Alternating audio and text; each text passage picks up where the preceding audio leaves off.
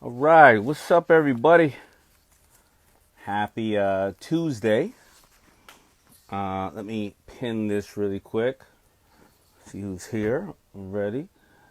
I see everybody coming in. The realtor underscore Gabby, and a lot of people are coming in right now. Fran and Tamar underscore chef. Amir, cyber gypsy. All right, so let me pin this comment right here. Hey, Beauty Shark Ginger, how you doing? All right, there you go. I'm pinning this comment, and did I get it?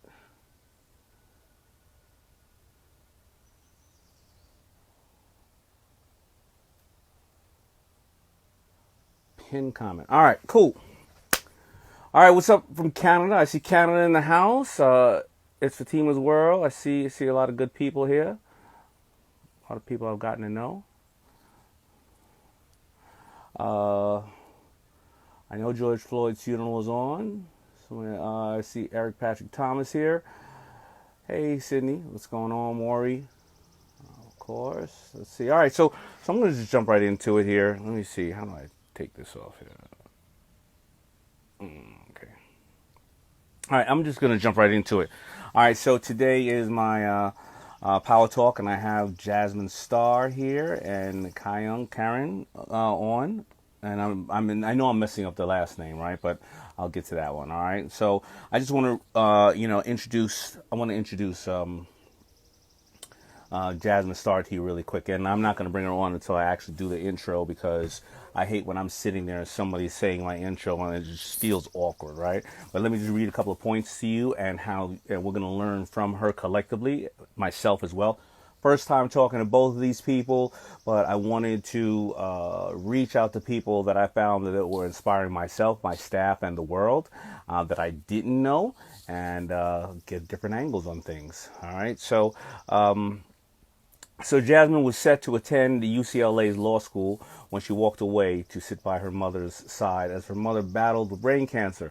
After her mother beat cancer and walked Jasmine down the aisle, Jasmine was struggling to follow her mother's instructions to pursue what she loved to do. She received a camera for Christmas from her husband and decided to pursue photography, building a brand and marketing her services along the way. Check this out. She was voted as a top 10 wedding photographer in the world 4 years later, and had her work published in several magazines. Became a speaker and a business strategist to create entrepreneurs as a way to entrepreneurship as a way to expand her brand with entrepreneurs, and help business owners build the foundation that they need to succeed in their dream careers. Now think about that. You just pick up a camera and you become one of the world's top wedding photographers in 4 years. Imagine what you could do right now while you're home, right? She has a podcast called The Jasmine Starr Show. I'm not even going to read that fast. She has a podcast called The Jasmine Starr Show. Make sure you write that down. Which explains how to actually turn your passion into a business and provides actionable tips, and has multiple programs for current and aspiring entrepreneurs, like Social Curator, a monthly subscription that provides photos, captions, templates, and action plans, and a path to profitability. It's really a business boot camp. All right. Adopted a baby named Luna in February with her husband, JD. All right. So there you go. Now you know who I'm bringing on, and a lot of people are going to be able to learn from her for various different ways. And before I just got to think about this right now. She does a podcast which you can actually learn to structure your businesses. She is a photographer, world-renowned photographer. Did that within 4 years of picking up a camera, and she loves to teach people. So we're going to learn from her right now. Let me bring her on. Let me find her.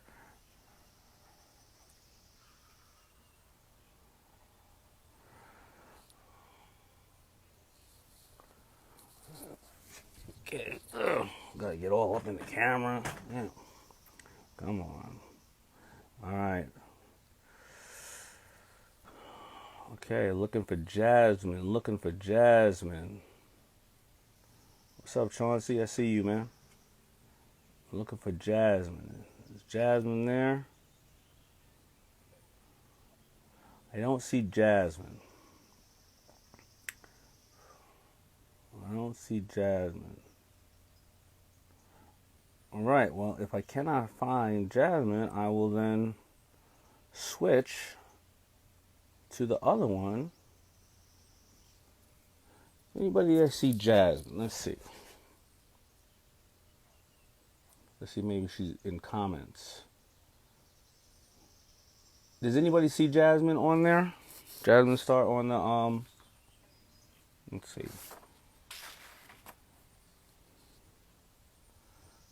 She's in here. You see her? She's pinned. You can click there. Okay. I'm gonna look for her. All right, one second. All right, don't yell at me. She's pinned. I can click for her. There you go. Because I pinned her. I'm hitting it. Nope.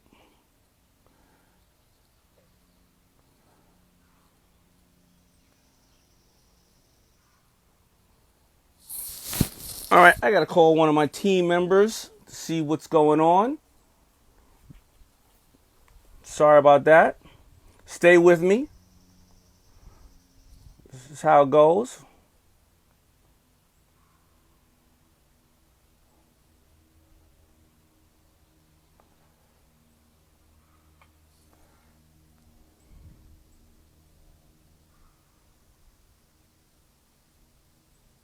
Calling Sidney. Sidney, pick up your phone. Damn it.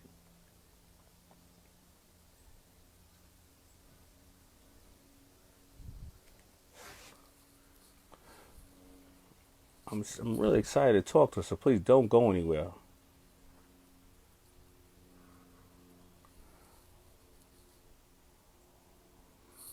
It's just one of those mornings. Sidney didn't pick up. All right, any one of my team members call me. I'm going to give some shout outs while I wait for one of my team members to call me because I'm not going to waste people's time here. Let me give some shout out. Maybe she's having technical difficulties or I don't see her. Shout out your name and where you're from, and I will shout you out. I did scroll all the way up. Maury, I don't see her. Do you see her?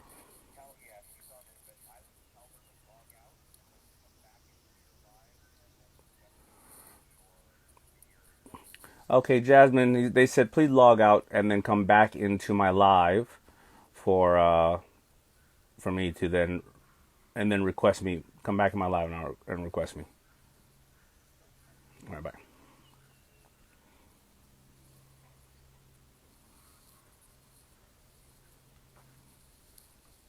All right, who's in the house so I can shout you out really? Hi from South Africa. Put your name in there. There you go, Jasmine. I see you right there. There you go. Let me see. And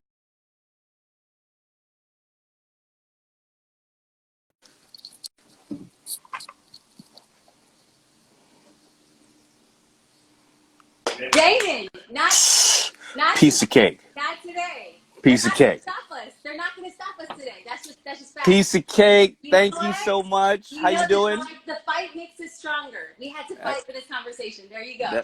That's right. I'm not sure if it was me or you, but it's all good. We're here. We are here. We're here and we're ready to go. Thank you for this. I appreciate you. No problem. I appreciate you. Great meeting you. I already gave people kind of your bio and talked about you, and I'm just gonna jump right into it because I know everybody's busy right now, and they take this little bit of time to spend with me. So, talk to me a little bit about how do you pick up a camera and become one of the world's top wedding photographers in 4 years? How do you do that? The same way that you sell t-shirts out of the back of your car. A little hustle, a little grit, serving people well, and making sure that you're listening to what your customers and consumers want and serving them well. But it took me. I started in '89, and it probably took me about I don't know, probably about 9 years till I was ever recognized. And I'm not saying that when you were recognized at that point that was what you deemed success, whether monetarily or career-wise. Maybe you just really had one of those fascinating times that you shot a couple of things and you just had the eye, and then they said, okay, this is the person, but did you consider yourself successful at that point? Because that was a blink of an eye in comparison to, people's careers. You know, Damon, I've always been a big fan of having people define what success looks like for them. Yeah. Because on the outside, like money and cars and jets and zip codes, that could all look like a success. But if in the process of getting the money, the cars, and the zip code, you lose the things that mean the most to you. And what meant the most to me as a daughter of an immigrant was taking care of my family, making sure that I was still giving back to the community, and showing up for the people who helped me get there. If in the process, me getting awards took me away from that, I wasn't a success. I was just rich. And I don't want to be rich. I want legacy. So at that point in my career, it was like, it felt good that other people saw what I was doing, but I didn't feel any more or less successful. And so I think that right now, wherever people are, COVID, not COVID, civil unrest, no civil unrest, having an education, having money or not, how do you define your success so that whatever else people are saying, negative or positive, it doesn't dissuade you from the thing that you've been called to do? So if you were to, at that point in your life, when you were deemed a success, if you would have had to write your obituary, would you have been happy writing your obituary? Yes, So because then you were a success. absolutely, absolutely. But so many of us have the capabilities of our obituary could be written by us, and it's determined by the actions we take, not just for ourselves, but for others. And at that point in my career, and I can still say the same today, is I gave more than I took. And I think that's the legacy I want going before me as a human, but also as a businesswoman. A lot of people right now, and I love to hear the fact that, how you so much into giving. A lot of people right now are trying to find different ways to communicate and define themselves because right now they're at home or they have been at home and they're finding that, you know, your online presence is very, very important. So definitely photography, but your existence online is important because people could take advantage of something right now. The fact that if they're trying to go out and raise capital or get jobs or something like that, you don't have to fly all around the world. You can catch everybody on Zoom now, when before it would take you forever to get a hold of people. How do people what are the keys you think it is to building an online presence that works in your best interest? I think regardless of where we are in human history, there's never been a better time to build a business. We have never had accessibility. Do you know that 5 years ago, Damon, 10 years ago, you and I could never have this conversation? But the fact that I could slide into your DMs and ask a question, the fact that we can create a podcast, the fact that we can create content, there's never been a better time. So how then do you create a personal brand? How do you stick out in a sea of entrepreneurs, photographers, graphic designers, or dog walkers? What you do is you create helpful content, not for a million people, for one person. Is that when you put yourself in the shoes of your dream customer and you think, what is he struggling with? What does she want? What problems can I solve? What can I give them that they didn't know they wanted? Lo and behold, that one person turns into two, and the two turns into 20, and the 20 turns into 20,000. There's no magic code. There's no red pill. It's doing the work and serving people before they even know they needed the thing you were selling. I don't think I've heard that in various ways, but never hit home just like that. Because people are so busy. People are so busy trying to serve everybody, and they go, well, if I only go to this person, then I'm excluding other people. But you're not saying you're excluding other people. You're saying this is who you resonate with. This is who you feel that you can really help. And in doing that, you'll find there's way more people. Because I keep saying we have more in common than we have, apart. So yeah, I like that. I like that. So do you look at that person as you saying, I wish somebody would have helped me. This is me and this is what I love. Or do you look at that person as somebody who is a customer that you can serve, that you didn't understand their needs necessarily, and once you opened up and understood their needs, you said, wait a minute, this is the most valuable thing I can give that person. You know, it's not a right or wrong. Some entrepreneurs are serving a version or an iteration of themselves, and some entrepreneurs are serving an entirely different demographic. I know the person I'm serving, she and I wouldn't be friends. We would be friendly. And I know her so well that even though she's white and she lives in Manhattan Beach and she drives a Range Rover and she has 2 sons, 3 and 5 years old, and her husband is a lawyer, her daddy is a goat farmer in Ojai, California. And that's where she learned the craft of making her own artisan goods so that she could sell them in farmers markets in Southern California until the day that she gets contacted by an anthropology buyer. And this person says, you know what? I think that your stuff belongs in our stores. And it's then at that point in time that she realizes, I don't have a hobby anymore. I have a business. Now I need the tools and resources. And that is how our paths intersect. I now know that I have black, white, purple, Asian, Haitian, Croatian followers and members of what it is that I do. But I create content for that person because if it resonates with her and I serve her well and I help her out of her struggle, it's going to resonate with other people. I think of one and serve many. That's very powerful stuff. I like that. We wouldn't necessarily be friends, but we're definitely going to be friendly. Mm-hmm. Mm-hmm. I like that. I like that. To be honest, Damon, like I'm a girl from the hood. I'm a daughter of an immigrant. I don't have very much in common with the people I serve. That's just facts. For so long, I wanted to transcend the socioeconomic barriers, and I didn't know what it was like on the other side of the white picket fence. I didn't know what it was like in the country clubs. I didn't know what it was like in the warehouse or the White House. And then the 21st century handed me the internet on a golden platter. So now when you make references to Maserati and Christian Louboutin, and you're out there with your Louis Vuitton, and I didn't know what any of those stuff meant, I Google it, I find out, where are you shopping? What do you do? What do you need? I'm going to position my business to serve you well. So even though I, at a long time, was never in the luxury market, I could serve the luxury market. There then became a big shift in my business and who I serve. So as businesses right now dealing with a crazy climate, how do they improve their public communication, to answer exactly what you're saying? They may say, because I've gotten I must have had over 50 CEOs and or people of that level call me and say, I just didn't know. And I thought I was doing what I could, and we gave in this area, and we did this and this and that. But I got to improve the communication, but I don't want to be fake. You know what I mean? I want to serve more because this is ridiculous. And if I serve more, I'll help create change. But how do people do what you're saying now? The businesses, you may not. I mean, listen, if we all had this thing all figured out, we wouldn't all be here, right? How do you think they can improve their public communication? People, whether it's small businesses or big businesses, what are some tips if they're not already doing so?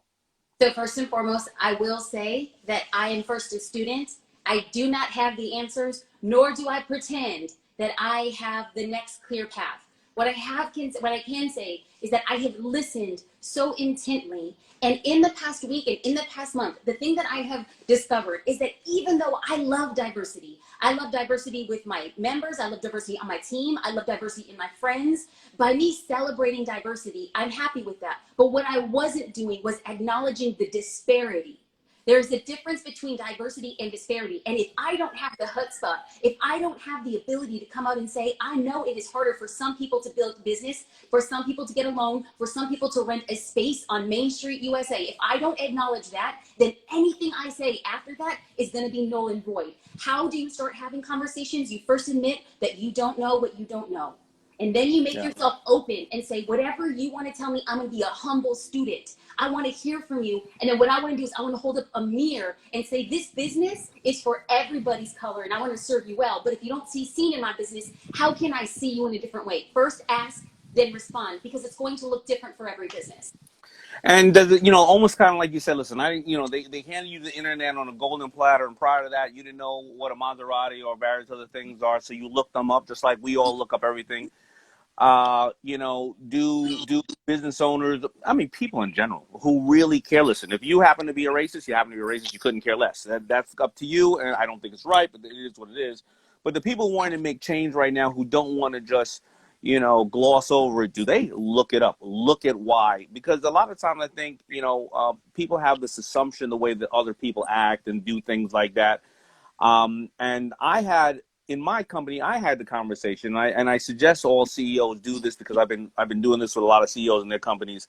First of all, go into your company and say, let's put it on the table. Let's ask all the uncomfortable questions. And sometimes the uncomfortable questions are people who are not of one color saying, Well, we always thought that you guys like to have baggy pants and rap and act crazy, and we just thought that's you. And they may have another person of color right next to them who's a very close friend, and when they see other people on TV getting arrested and everybody else, they go, "Oh, but that's those people. You're really cool," not realizing their closest friend right here has, when they're at work, they don't know if their 16-year-old son is coming home, when they're in the streets, because they're just kids doing what they normally do, and that they're both one and the same. You're trying to separate people when you don't realize that there's people that are having stereotypes. When no, holy crap, the person sitting right next to me that I love to death, that is one of the smartest people that I've ever met,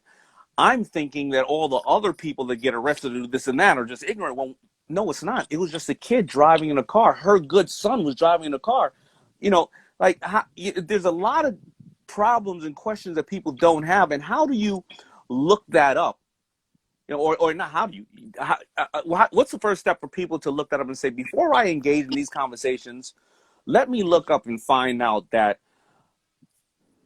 a young African-American male with $600 worth of marijuana could potentially go to jail for 10 years, when somebody who's not necessarily that color may get a slap on the wrist. There's more drugs being sold and pushed in these better colleges, but the cops don't go to those better colleges and lock people up, but yet they go to these other schools here and lock people up for a little bag of this, a little bag of that. So when do people start to educate themselves on those things to then be able to have these conversations? I feel like there are big steps and there are micro steps. A big step that you could take right now, go to Amazon. The book is called White Fragility.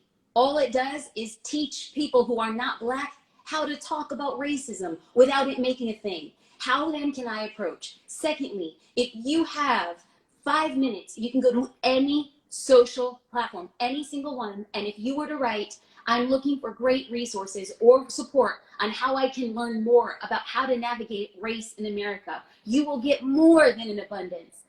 Thirdly, it's to acknowledge that these conversations should never be segmented in time. Right now, we're highlighting it. It's on the forefront of our minds. 2 months from now, I want us to be talking about it the same way. At lunch last week with my nephew, who's Black, we had to teach him painstakingly what it meant for him to raise his hand. He's 12 years old.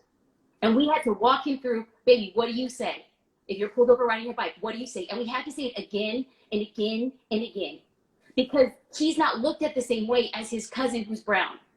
I don't want to have that conversation with him, but we will continue to have that conversation. And until the day that my nephew and your daughter and my daughter can all get home with equal proportions and equal safety, I'm going to use my mouth until somebody says I have to stop. And when they tell me to stop, I'm still going to raise my voice until we get the equality that every American and business owner deserves.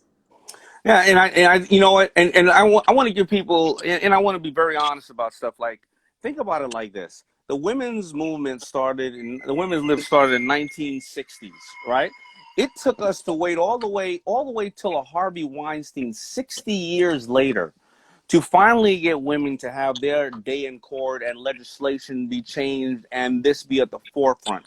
Now, everybody in their life, everybody here and everybody in the world has a woman in their life, because they probably wouldn't be on this planet if there wasn't a woman in their life who gave birth to her, but birth to them. But they most likely have a wife, a daughter, whatever the case is. And so nobody can say, well, I don't have a woman in my life. And think about how long it took for us, and it's not done, but how long it took for us to finally get to the point where, women can actually maybe have their day in court, or people are up to speed and say, this is a problem. Now, not everybody has a person of color in their life, right? Not every person can relate to that. And I do, and there's a bigger challenge there. So that's why I'm saying that people need to have, more of a step up in that. So I think I love touching on the point. What's the name of the book?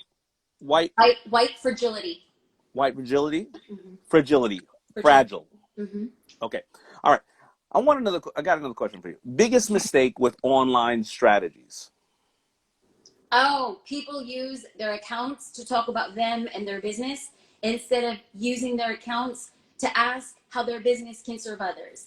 If you're wondering, why am I not getting engagement? Daymond has all these people commenting and leaving comments. How is he getting that? What is he doing? Well, Daymond has found a way to create content that serves his audience really well. If all you're using is your Instagram account is to say, buy my thing, my thing is on sale, my thing comes in green, everybody's going to tune you out because you're like QVC on Instagram. What you have to do is create conversations so you could talk about your business without having to sell your business. And when you talk about your business and you serve people, guess what?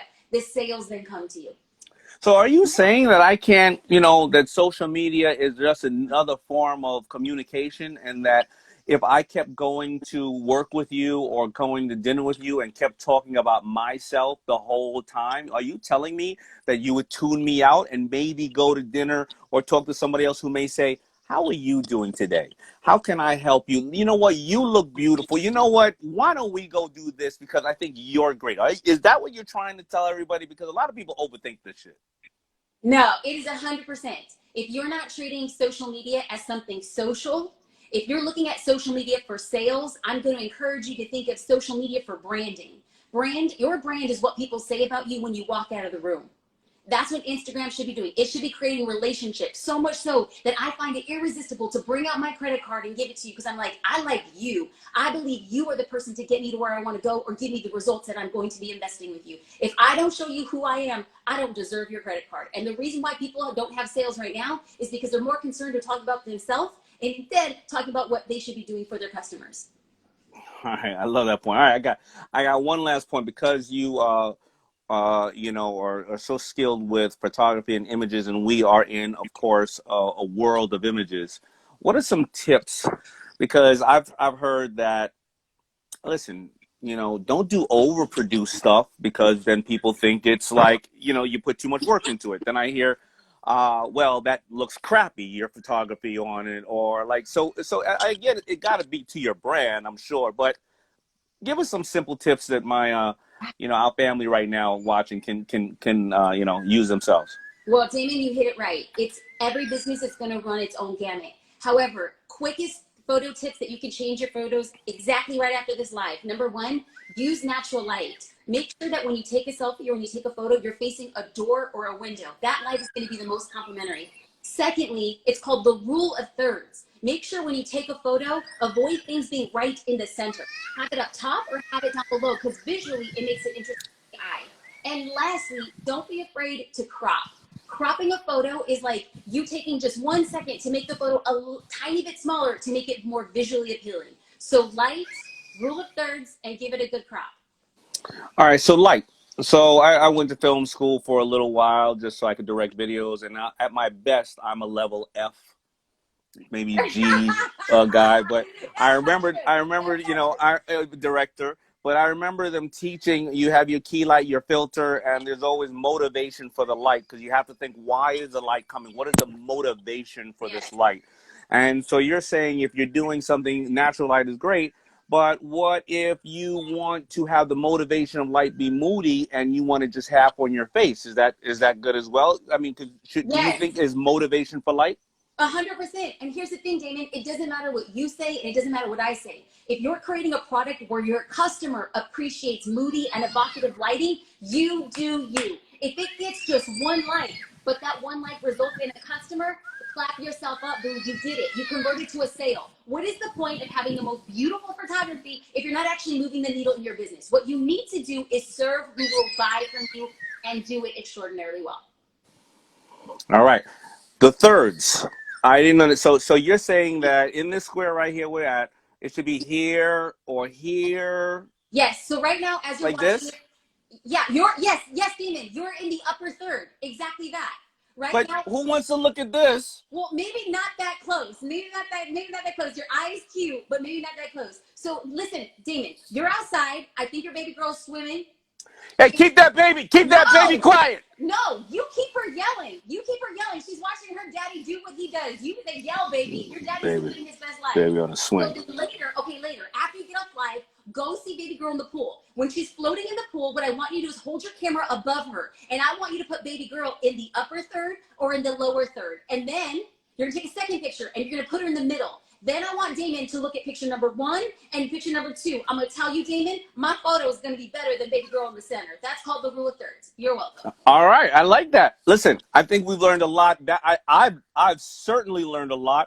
I got a Thank couple you. of books to go to. Thank you. I got to Google a couple of things on Amazon. I got to tell the baby, be quiet next time I'm recording. I got to go to the third. I want to make sure that because I want to blast it out instead of you blasting out. So the Jasmine Starr show is your podcast, Yes. right?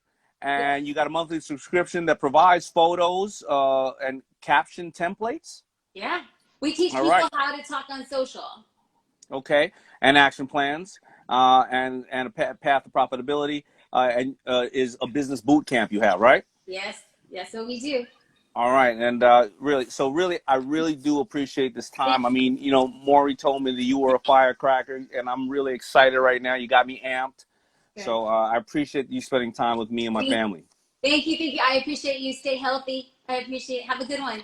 All right, you too. Bye. Bye.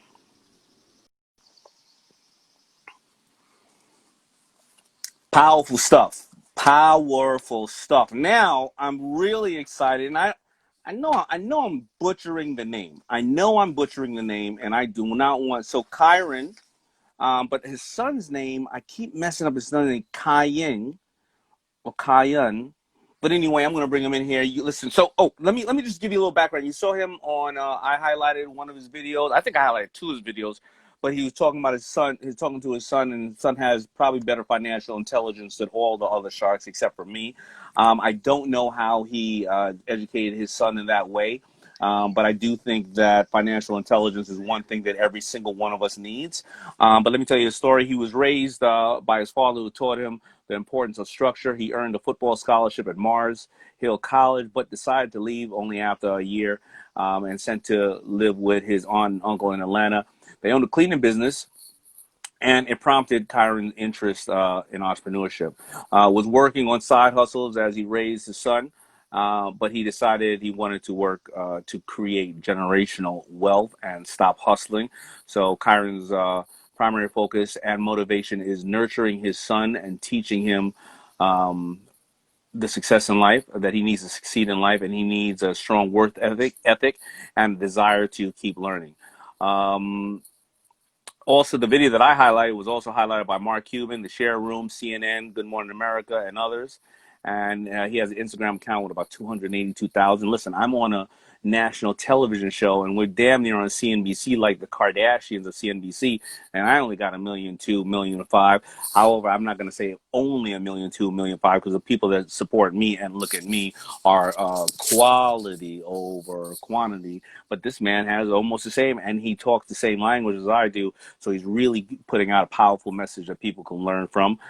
So he created his Carryin with his son, which is an educational tool and a motivational speaking company with the goal of empowering their community through wealth and knowledge. And this is the thing that I really loved, and I got to order myself after I read about it.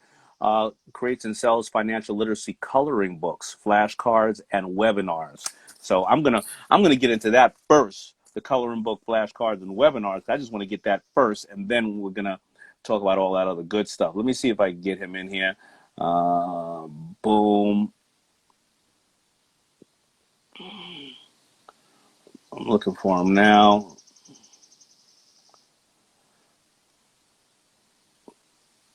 I see. What's up, Charlinda? Charlinda's in the Power of Broke. She's on here. I mean, not the Power of Broke, Power Shift. Amazing woman here on there. I don't see him yet.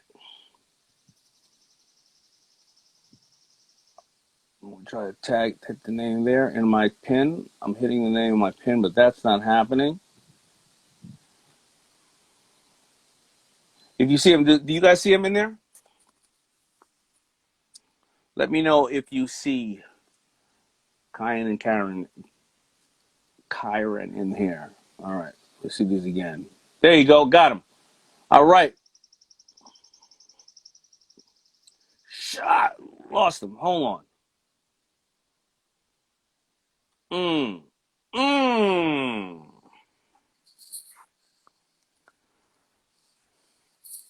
You guys didn't think I had hair, did you? What's up, man? What's going on? How you doing? All right, brother. How are you? I'm doing good, doing excellent. All right. I don't want to keep butchering your son's name. It's okay. My name is Kyron. My son's name is King. So King Kyron. King? Yeah, King. King Karen. Okay, all right. It's spelled Kyng, and with me being dyslexic, that all messes everything up. So thank you for being here, man. Thank you for being with me. You're all about education. Good, Yes, you sir. good? Yeah. So you're all about Yep. education, and you obviously see that reflected in your son. And I'm going to try to get into a little bit of how you've gotten your son to be that brilliant. Um, but you only went to school for college for 1 year. And me, Yes, I sir. didn't even go to college, right? So both of us are constantly trying to learn. I'm trying to learn right now with you. Why do you believe so much in education if you gave up the opportunity to pursue college and maybe you gave it up for different reasons? Well, honestly, I didn't give it up. I lost my scholarship. I got kicked out. Um, Got it. my the woman that helped raise me, also my great grandmother, she had passed away, and one of my family members in Tennessee got killed in a drive-by. So my mind wasn't clear. I asked my coaches to look over me. I had the highest SAT on the team at the time, 1760. So my coaches, they're like, you all right, you smart, but my mind wasn't there, and I became, as a broke college student, I became hustling. I was hustling in school and dorm, not going to class. So I was already on academic probation. Somebody, broke into my dorm room and reacted ignorant, tried to react to do some things I shouldn't have done with a firearm, and I got kicked out of school. So my family was disappointed in me, so they sent me to live with my aunt and uncle in Atlanta. And seeing how everything is Atlanta, Black Hollywood, that inspired me. So, and I just, it's not so much education, it's just knowledge. Because, so many people are graduating and they get these scholars, they get these masters and everything, and still don't even do the career they went to school for. And, still struggling, not, knowing how to produce. So I'm all about knowledge with my son, the things that I messed up at, my weaknesses, my chinks and my armors, which was knowledge. I was that guy that played sports, and all I cared was about dribbling, playing basketball and rapping. So I'm trying to open his mind to look at things differently. So that's what I'm all about with these kids. But when you got kicked out or you lost the opportunity, you could have easily said, because it sounded like your mind was in a different place. And a lot, thank God I didn't have a camera on me when I was 16, 17, 18, 19, 20.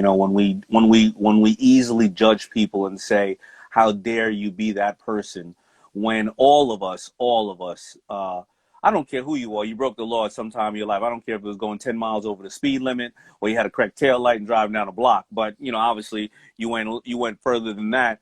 Um, why didn't you say, especially in the environment that we're in, of course, even now being highlighted a little bit more, you said a family member got shot in a drive-by, right? Yeah. So you were also in school, you reacted different ways. You got kicked out, so a lot of times in our lives when we're growing up, we felt that the scholarship was the way out of the situation we were in, and now it's gone.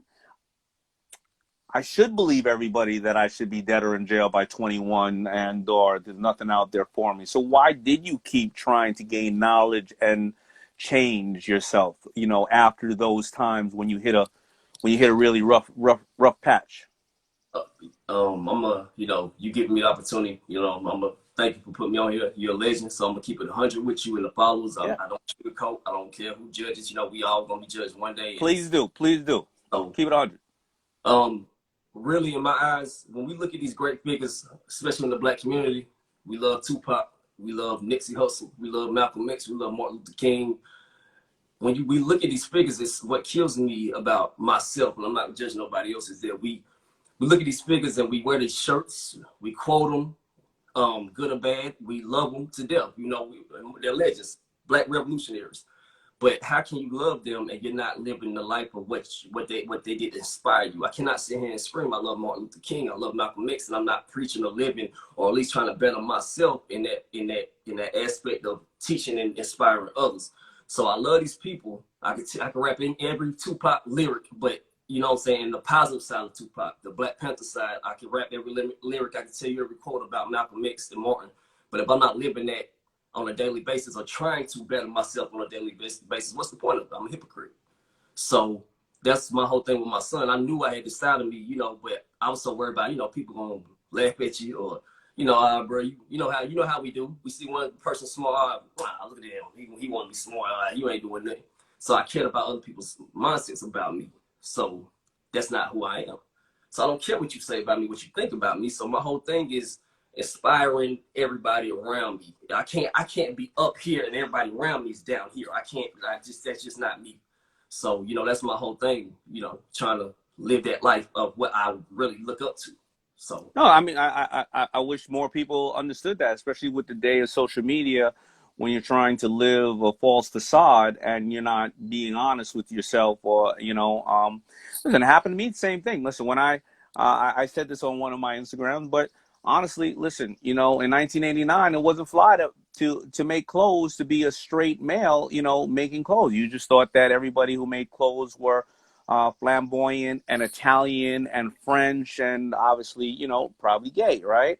yep, And coming up in the era of rap music is very homophobic. You know what I mean? I don't, besides one or two rappers now, I think there's still probably many that happen to, be homosexual, but nobody wants to talk about it. It actually is shunned away. So when I was out there and, my boys who, they made the movie Belly about, I would hang out with them, but I was never somebody who's going into that world. yeah, When they would be like, yo, we're going into the city and going this and that. And they, and I'd be like, I knew they were going to get into trouble or they may be riding dirty. I'd be like, yeah, I'm going to go home. I'm going to go home because I just got a really great pattern of strawberries. And I'm going to make some really cool looking strawberry hats, yeah, with strawberry prints on them. And they were like, we'll make some strawberries. You yeah, know what I mean? And then honestly, a lot of them stopped talking to me, but yeah, I didn't care. I didn't care about what they thought because first of all, I had no issue with anybody's sexual preference. And second of all, I was doing what I love to do, yeah, and by the way, those little strawberry pattern hats got me onto the video set. So I got to holler at the video girls while I was on the video set because I went on there to go to dress the artist, and then I'd be sitting there, in the back in the back for about 4 hours or 6 hours during the video, and there'd be a cute girl there, and I'm hollering at her, and then I tell her I'm into fashion, and then game on, yeah, right? But so many people judge me, and I think I reflected on that as being an only child. Listen, I grew up with nobody else around me, so I couldn't care less if you left me, but you also were judging me. So when would you ever be there for me? Because even though I'm just talking about that, what if I really got into trouble and you weren't there for me just because you had this perception of me this way? You really wouldn't be there for me, when it got bad. I mean, there's an old saying in the hood, when it gets dark enough, even your shadow leads you, right? So you always yeah. need to know to have people that are close to you and make sure that if other people got bad perception of you, a different perception of you, that's their problem. Facts, and that's the problem with everybody. We so worried, like, you know, I'll never bash my people. I love my people. I'm stand up for my people. I don't care what nobody gotta say. It might rub somebody the wrong way, like me, like in the streets. If you got a problem, you come talk to me. Don't tell everybody else that you see me, you dap me up. Don't talk to everybody else about me. Come to me like a man, just like they did back in the day. You know how they did in the mafia. We sat down at that table, even though we hate each other. So come talk to me. And my problem was, my problem with everybody, period. And this was my mindset too. So when I talk to all the followers, when I talk junk, I talk about myself so I can make myself raise up my standards. So we sit here and we buy Jordans, we buy shoes. That's no knocking Michael. We buy all this Gucci, all this stuff, but we not owning nothing. We not paying no mortgages. When everybody know when you pay a mortgage, you paying somebody else's rent. So you're Right. helping. If you live in an apartment complex, when you paying that $1,200 a month, $1,600 a month, you're helping pay somebody else's mortgage. So me, this ignorant to saying show you off these shoes and then don't have no money left for what? Just to put everybody in the club with the same shoes on for what? And I used to be that same dude. So what do I have left? I've had $30,000 in my pocket, and I have nothing right now to show y'all. Nothing from it. You know what I'm saying? So it's just, I wasn't living right, man. And my soul wasn't liking it. I was sitting here too worried about what the girls like. What the damn is they gonna like this? Or my homeboys and a lot of dudes, especially in the streets, we sitting here so worried about what somebody else wearing and looking like and doing and what they, what I'm saying. And really, you're not even pressing no female because if you really a deep and pure person, ain't nobody who cares if that girl don't like you because of what you have material wise. So That's the problem with us. We so worried about pressing people. And and I'm gonna tell a quick story. And I went to school, when I was in high school, we had a friend, and white dude, I love him to death. He would always wear the oldest spirits, like spirits would be talking to you. You know what I'm saying? Shoes messed up, talking to you, same polo shirts, he had the same 4 outfits. We went to his house, before a football game. And we go to his house, and he living in damn near a mansion. And we like, we never thought he like, what I'm saying? So we go inside the house and, we eating snacks before we go to the game. And everything they have in the house, Daymond, is not name brand, it's off brand. So it's not Frosted Flakes, it's, snowflakes and stuff like that. So, Yeah. we talking junk, all of us laughing like, like, man, we don't want this. Then his dad sat down and talked to us like, I hear y'all laughing, but that's how we keep money generating, saving money instead of spending and buying all this new stuff. And he woke me up at an early age of 17 years old. And, we don't think about it like that. Like with the videos like that I posted of me teaching King, I've had a lot of non-black followers say this is cool, but I was taught this when I was growing up. I don't, what I'm saying, like it's not special. That's the problem. We're not taught this. We're not Right. taught this. You can't, we can sit here, they're going to keep killing us. Police brutality is going to keep happening when you don't have no word. And economically, we don't have no word. We don't have no voice economically. You know what I'm saying? Like, if they kill us, all we're going to do is march and riot. So they don't care what we're saying. Jews and stuff, they have word. They have power, economics.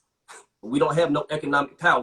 We don't, produce. And that's what we have to work on. It's about knowledge. We got to teach these kids early. You can't wait till a kid is 12 years old, not wanting to listen and ready to rebel with puberty. You got to teach them from knee high.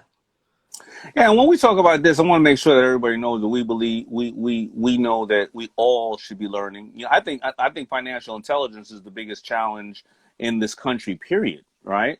Because just like you with the scholarship, right? And in our situation, as people of color, we never came from generational wealth. So we never had grandpa and great grandpa and great grandpa to pass down knowledge through the family on how we live and how we work, right? And that's one of the challenges. But generally, all Americans, we also live in this age of you have to have nice things and this and that, and they don't have financial intelligence. And I tell people often, the school system's broken, because if you didn't teach King this information, how do you go through a school system that doesn't teach you any financial intelligence? But why should they teach you financial intelligence? Because they want you to take out $300,000 worth of loans at 16 or 18 years old for a career that you don't necessarily know you want to have, right? So Yeah. if you don't have financial intelligence then it's going to hurt you as an adult. I don't care what color you are, right? Yep. Listen, I see it also happen in the other world. Listen, you see me on the show, I always have, I always try to turn it on with the suit and everything because I'm respecting the money in the room. I'm respecting the show. But all the people that follow me now, they know this is how I dress normally, right? Jeans Yep. and whatever the case is. But I remember this cat, he was telling me, and he happened to be Italian. I remember, and he used to always come in with these $10,000 suits all the time, and he used to just talk about his suits. And I remember one person in the room said to him, That's great, man. You dress so much better than Mark Zuckerberg. You are really impressing me right now. And I remember after that, the dude started wearing jeans and a regular button down after that. From that point on, because the dude who was talking to him had more paper than him. And it happened another Yeah. time, too. I was in a house, the same way you're talking about, but the house was beautiful. I mean, big. And, this woman was talking about how much this costs and how much that costs. And it was a big, like a banquet or a party. And somebody else said something very similar. This house is great. This house puts Warren Buffett's house to shame. And you know what? Everybody in the room got it. You know what I'm saying? So, it's a problem. But the reason why I'm bringing this all back is that people right now have lost jobs. They have their economic status has changed. Their communities are looking at them a little different, even though everybody may be in the same situation, or they were on top for a while, or they were doing better for a while, and now, they may have to take a couple of steps back. and people are going to look at them a certain way. You know, um, what do people do now when they, even listen, if your husband or your wife, one of your significant others is very much, the socialite and the flashy person and that type of, and that stuff, whether you're in the hood or whether you're, up here, and now you're busting your butt, the significant other busting your butt, so you don't make them look bad because you never really cared about that stuff. What do you do now? That's that's the point. That's honestly the point where I'm lost at when it comes to that situation. I don't it's what's so hard to me is how we can get on the same path and pattern of thinking together. That's the problem. We're so separated as a society. Like everybody has their own ideas. And that's the problem where it's so hard to try to get everybody right here. Then once we get everybody right here, then everybody going, you know what I'm saying? That's what intrigues me and discombobulates me at the same time of how we can get everybody on the same page, or at least looking at stuff in the same manner so we can progress. And that's what happens. Every time we get up here, then something happens when we take 10 steps back. Then we get 20 steps up, then we take 5 steps back. Yeah, and it's odd. You know why? Because I always say we have more in common than we have apart, right? None of us want to be judged unfairly. All of us want to work. I don't know anybody who doesn't want to work a honest day's work to then provide for their family. We all want to be able to be loved unconditionally, So I think we have so many things that we have like 95% of we all want to have an education. We have 95% of the things that is just in common. We want to be healthy. Nobody wants to lose their parents, or no mother should bury their child. But how do we find this stuff to separate us? But one thing that you've done, I think, that why you're getting a lot of the attention and that how you even got on my radar is one thing we all have in common. We want to all educate our kids and make our kids brilliant people, because honestly, let me be selfish about it. I learned this while working with ARP. You're going to take care of your parents 2 times to maybe 3 times longer than they took care of you, right? Yeah. Think about it, right? You're going to raise your child to be 15, 18, maybe 20, 21. But, once your parents are, 60, you may be taking care of them for 40 years, right? So we want to give our kids the best opportunity of life. And also, let's be greedy. We want to also have our kids be smart enough so they can take care of us as well. You are taking care of King. You are making sure that he is brilliant, a brilliant young man. How did that start? When did you start this? And give us a couple of tips, and then I definitely want you to tag your books and all the things, because you have some financial literacy coloring books and various other things. So just walk me through it. The reason, how I look at it with King is, like I said earlier, I looked at my situation. Like I made it to college, and then I got kicked out. Trying to be in the streets, seeing what my homeboys doing. You know what I'm saying? Quick money. Just like like with this pandemic. Everybody understands like the situation with the rats up in New York. They were saying the rats were getting aggressive, right? They're getting way aggressive, and now since there's not enough food because businesses were closed, they had no dumpsters and nothing to really eat out of. So what did they all do? They started getting aggressive, eating each other. That's just how it is in the hood. That's just how it is in the Black community. We have from systematic oppression, we have became to hate each other, eat each other. When I walk out that door, I'm not having to worry about just non-blacks looking at me and judging me. I got to worry about my own people killing me. So with my son, I didn't want no chink in his armor. I want him to understand how to carry himself like as a man, because intelligence has no nationality. Intelligence has no color. So when I say man, it's not to impress this white man, this black man as a man. I want him to walk out the door and know how to carry himself as a man. I want him to learn how to handle business, how to negotiate, how to open his mind when he's driving down the street and he sees a billboard or he sees a commercial. He knows that somebody had to pay for that to be there. It's not just there. I want to open his mind, make him expand his mind. I learned this later on in life. So now I'm looking at, well, hell, Kyra, you open your mind later on in life. I mean, I'm only 28 years old, but I'm opening my mind from the mistakes I made, knowing I don't want my son to go through what I went through. So what would happen if I learned this after getting kicked out of college and going to live with my family and going through the stress and the working and not wanting to work this job, and I just, I'm gonna go back and go sell this. Hey, King, economics, without power, you have no power, you don't have no money. You can't even start a war. You can't even have a war with somebody, you don't have no money. So teach King everything. I don't want no chicken in his arm. I want him to know how to protect himself. Want to know how somebody bothers his family. He knows how to protect his home, how to protect himself. Somebody puts their hands on him, how to mentally be just great. And some people might look at it selfish, but that's how you gotta look at it. Like some people talk junk about Terrell Owens. Some people talk about Chad Ochocinco, Allen Iverson, Michael Jordan, and Kobe, how their mentality is. But that's how you have to be with your kids. You got to be competitive with your kids. You can't. It's not just go in the room and play video games all day. That makes your kid lazy. They have no work ethic. And just because the kid's not getting in trouble, you're still dumbing him down. Some kids can play games all day and stay at straight A's, but most kids cannot do that. So with my son, I just want to intrigue his mind. So I'm going to build him up. I'm going to teach him everything. Business, he can learn how to do business if you want to do business, King. If you want to do health, this is what you do, King. This is how you get a scholarship. If you want to play sports, you got to work hard. You got to bust your ass.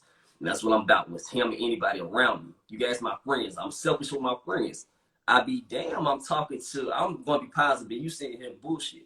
Excuse my language. Sorry. But I can't let nobody around me be like that. Everybody around me has to be on go. My family, my friends. I can't love you if I'm not loving you 100% and telling you what's wrong with you. The same thing with me. So that's what I'm about with these kids and my son, and teaching them business early. Because you can be busy. You can, like the little girl that started her lemonade business, and now she's making millions early. Yeah. So you gotta.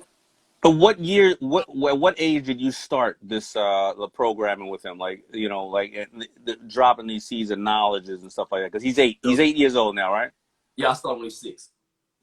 You started when he's 6. And what was the steps? Did you do it? Did you spend a half an hour a week with him? Did you what were your techniques of teaching? I went to school for business management. My grandfather owned a funeral home. My uncle had a restaurant and club. My aunt and uncle Atlanta have a business, cleaning business. So I started. I wanted to teach King once he turned 6. My memory when I was a kid, I remember everything when I was 6. So with kids, they remember better. You can't. I mean, let's not be crazy. You can't teach no kid that. Most kids that ain't damn 3. So I waited till he was 6, and I taught him. And I just went with the simple stuff of how it was in college. Break it down to him. I started with he liked Toys R Us at the time before they shut down. So I said, King, you want to own Toys R Us and have all the toys you want? He's like, yeah. Well, this is what you do to own Toys R Us. Franchise, break it down, this and that and third. You know what I'm saying? Make it fun for kids. GameStop, break it down to them about GameStop. Break it down to them going to Chuck E. Cheese, the tokens. You can break it down with credit, like credit reward points, things like that. So I built. But then you started going to what an asset is and a liability is, and what a depreciating asset is, depreciating liability. Let me before, because I know we're going to cut off in a little bit due to the I think the limits of this. Where do people find your financial literacy coloring books, your flashcards, and your webinars? We sold out of the coloring books and workbooks locally, but you go on my website at King Carryin, KYNG, it's like my Instagram name.com. We have merchandise right now, and that's supporting making them more books and everything, and workbooks and all the cards. We got financial cards, literacy cards for the kids, and also we have it in kid form and adult form, because I have so many adults inboxing me not knowing where to start. So you can do this with your kids. You can do this with yourself. People love the color. People like crossword puzzles. We do the whole 9. So you go on my site and you'll find it. And do you know any other, because when you were doing it, you're a brilliant man with common sense, which is more important than most things. Are there any other tools that you would suggest or recommend to parents right now to go and find for their kids? Honestly, with all of this, just honestly being real with yourself, with your kids. You gotta be real with your kids. No sugarcoating. You just form. No, but what sources, like books or something like that you may be able to recommend, or websites other than yours, obviously, because people, that you could think about, if any. I really don't. Honestly, I just, what I'm saying, like I just like to read books. I don't really know about anybody else doing it, but I know that Dr. George C. Fraser, I read a lot of his books, and that actually helped me out with this, honestly. So George Fraser. Yeah. He helped me out, open my mind with this. So you guys, I'm gonna tell you a funny story before we go about George Fraser, who's an absolute legend in our community. I went to speak for him one day, and my mother said, "Hey, tell George that I said hello," and I found out that they went on a date. 60 years ago, they went on a date in Brooklyn. That's crazy. That's funny stuff, man. So listen, man. I really appreciate your time, and I appreciate how you have inspired the world, and with showing your beautiful son, and how articulate he was, and how brilliant he is, and that I think anybody, all shades, can learn from him, especially though those in the African American community. So we can look at positive images like you, like a father with his son, doing this. But it's absolutely amazing, man. Thank you for being here. No, thank you. Appreciate you and your honor, and like the honor of you reaching out to me and just supporting us. So I appreciate you and everybody's tuning in. Absolutely, and when you get those books, man, send me some. I will pay for them. I want to pay for them. You can send me as many as you can, because I'll pay for them and give them to some other people that I know need that information just as well. Oh yeah, of course. I'm definitely gonna inbox you. So I'll keep in contact with you outside of this. So. All right. God bless you, brother. Yeah, you too. Appreciate you. All right. All right, I may cut off right now, but listen. Remember, all my cut off only due to the Instagram thing. Remember, every Monday at 1:00, Power Shift Your Week, presented by T-Mobile for Business, and every Tuesday 2:00, I'm going to bring on interesting people like that who will learn from both people in various different ways. So thank you all. Be careful out there. This COVID stuff is still around. I know it's taking a nap for a second, but don't get too comfortable. And remember, you can email me at at Daymond@daymondjohn.com. Any questions, concerns, and or suggestions? Any people that you want me to interview that we can all learn from? But man, I had a good time. Listen, I had a good time talking to both of the subjects today, Jasmine Starr and Carryin, and I wish you all the best. Peace.